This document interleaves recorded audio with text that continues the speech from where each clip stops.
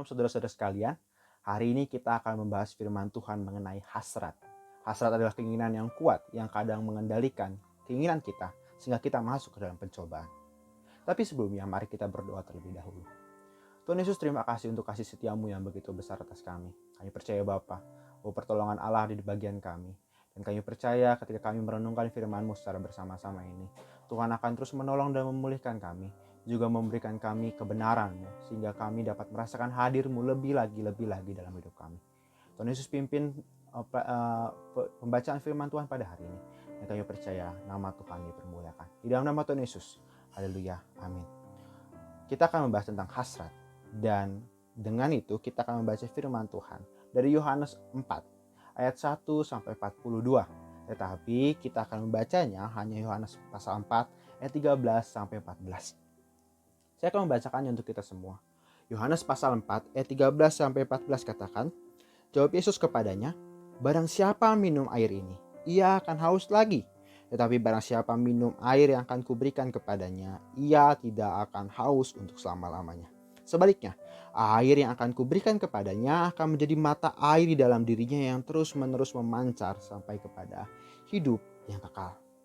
Saudara-saudara sekalian, dari firman Tuhan yang kita baca tadi, kita melihat sebuah percakapan antara Tuhan Yesus dengan seorang perempuan Samaria.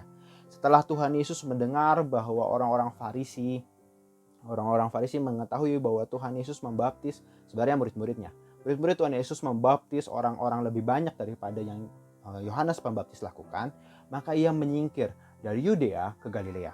Sebenarnya ada jalan untuk tidak melewati Samaria, tetapi Tuhan Yesus memilih untuk ke Samaria. Kita tahu alasan dibalik pemilihan Tuhan Yesus untuk ke Samaria ini adalah bertemu dengan perempuan ini. Perempuan Samaria yang sedang hendak menimba air di sumur Yakub. Tuhan Yesus bercakap-cakap dengan perempuan ini. Tuhan Yesus meminta air kepada perempuan ini, tetapi Tuhan Yesus justru menjelaskan bahwa dirinya adalah air hidup. Tuhan Yesus saat itu membutuhkan air, tetapi justru ia menjelaskan bahwa dirinya air hidup. Sebuah keanehan, bukan? Bahwa dia sedang kehausan, sedang membutuhkan air, tapi justru dia menjelaskan bahwa dia adalah air hidup yang tidak pernah habis. Karena itu kita melihat ada perbedaan ternyata antara air hidup yang Tuhan Yesus jelaskan dengan air biasa. Air yang ditimba oleh perempuan Samaria itu. Air hidup merupakan air yang diberikan oleh Tuhan Yesus kepada manusia yang percaya kepadanya, dan air itu akan melimpah di dalam dirinya, melimpah-limpah keluar bahkan menjadi mata air bagi orang-orang lain sampai kepada akhir zaman, sampai kepada hidup yang kekal.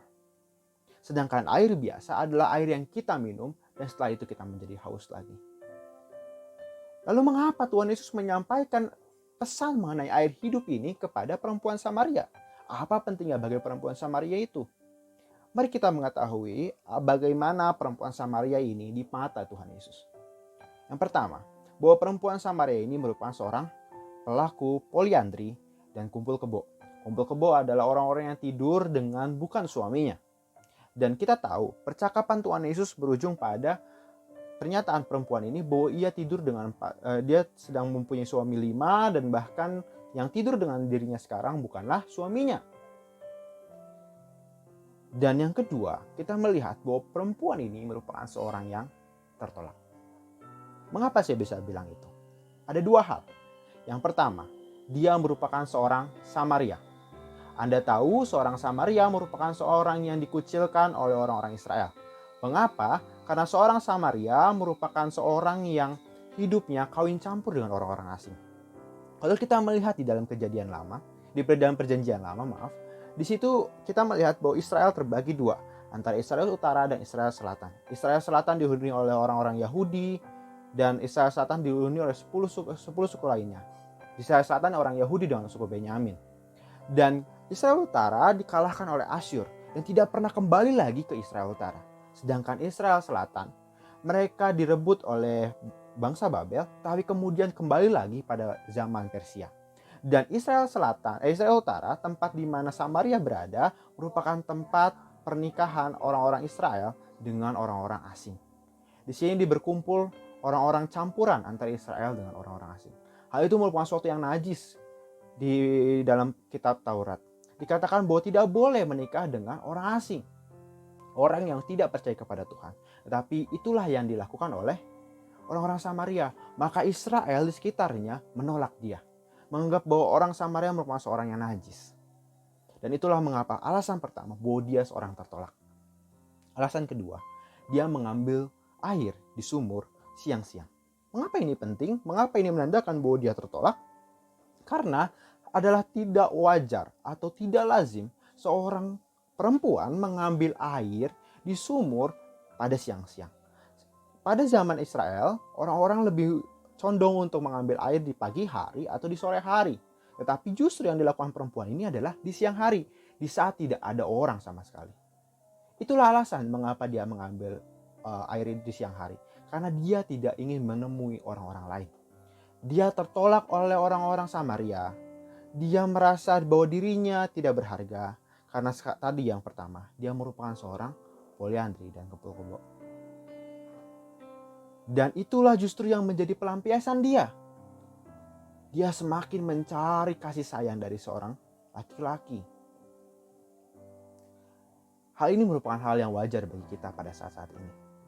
Banyak orang yang tertolak dan justru melampiaskan ketertolakannya dengan hal-hal yang kita tahu berdosa di hadapan Allah. Banyak orang merasa bahwa dirinya telah hancur, bahwa hatinya telah rusak, harga dirinya telah hilang. Tapi justru dia ingin dipenuhi dengan sesuatu yang buruk, sesuatu yang menurut dia benar, padahal tidak benar di hadapan Allah. Dia berusaha memenuhi dirinya dengan apa yang ia lakukan, dengan hasrat yang dituntunnya. Tetapi justru hasrat itu membawa dia semakin jauh, semakin haus, semakin ingin dipenuhi.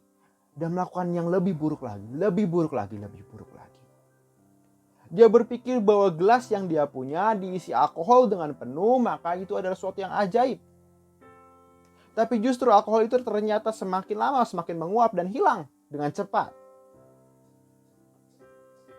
Gelas yang awalnya penuh menurutnya ternyata hanya bertahan sesaat. Dan itu hilang begitu saja. Demikian dirinya. Dia merasa haus, dia merasa butuh, dan dia isi dengan sesuatu yang hampa, sesuatu yang sementara. Dia merasa dipuaskan pada saat itu, tapi justru ternyata dia haus lagi. Bahkan tidak perlu waktu yang lama untuk dia merasakan bahwa dia haus lagi. Dan dia melakukan lagi.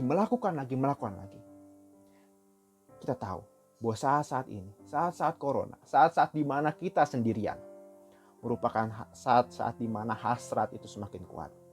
Hasrat yang mendorong kita akibat dari luka masa lalu kita, rasa tertolak kita, terus menginginkan kita untuk menarik kita kepada hal-hal yang kita tahu tidak benar di hadapan Tuhan.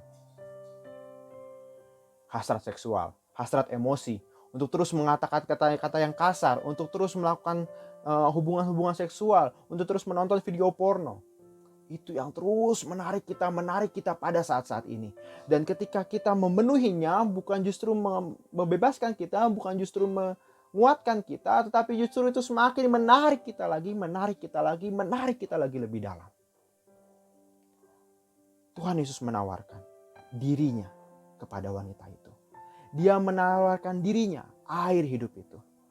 Air hidup itu adalah air yang terus mengalir, memenuhi gelas itu, memenuhi diri kita, dan terus mengalir, bahkan meluap sampai ke orang-orang. Kita lihat apa yang terjadi ketika perempuan itu percaya kepada Yesus.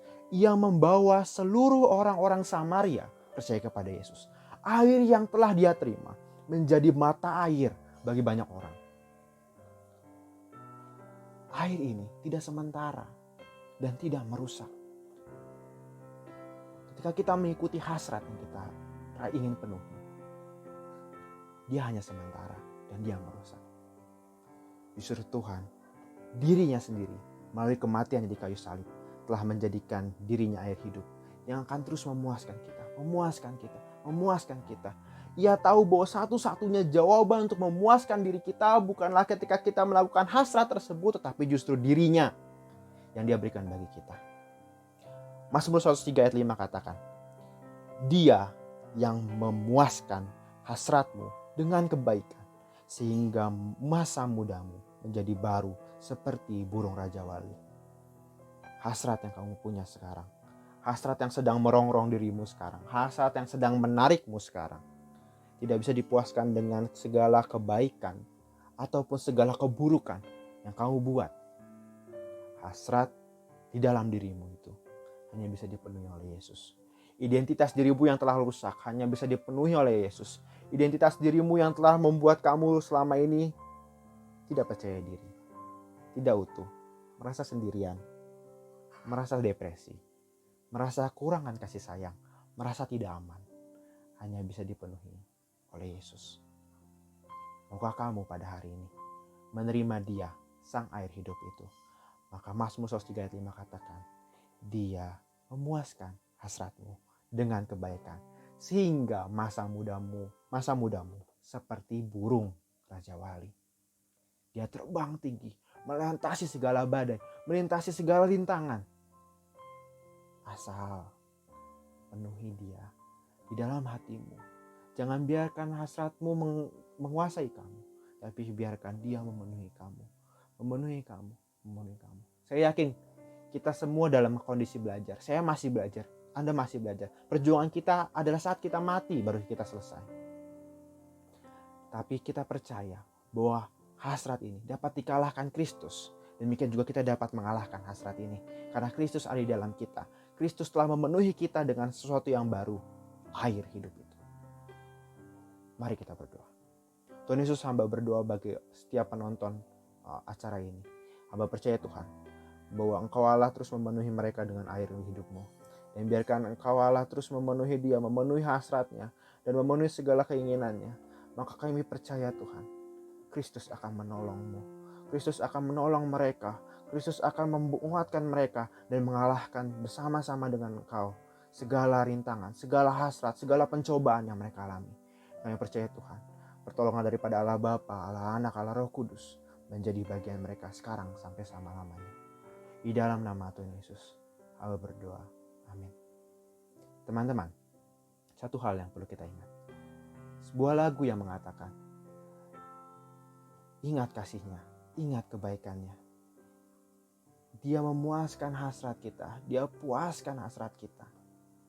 Itulah yang bisa membuat kita bebas. Itu yang bisa menolong kita pada saat-saat ini.